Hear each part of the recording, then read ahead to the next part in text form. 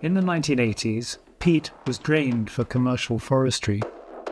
Ditches and thirsty conifers dried it out, turning it from a carbon sink into a carbon source. Today, damaged peatlands cause up to 20% of Scotland's annual emissions.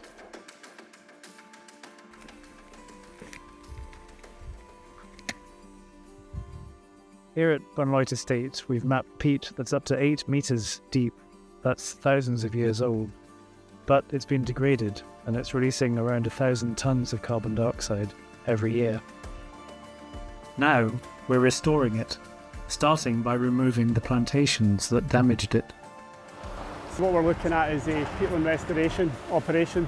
This is an area that has been surveyed for peat depth, and we've identified areas of up to 7-8 metres of peat depth in this area. It's been heavily drained while the planting was taking place in the late 80s. So what we want to do is a nice clean site, then rewet this area, and then this whole area will become back into, naturally over years, will turn back into a bog habitat with pool systems and other.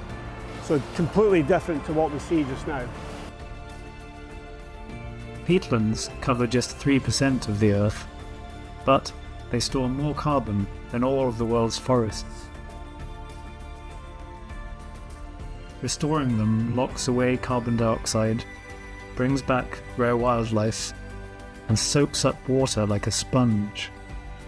Peat holds 10% of the planet's fresh water.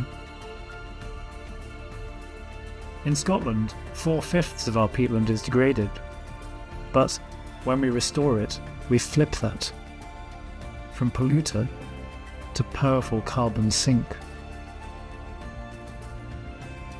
This ancient bogland might just be our best natural ally in the fight against climate change.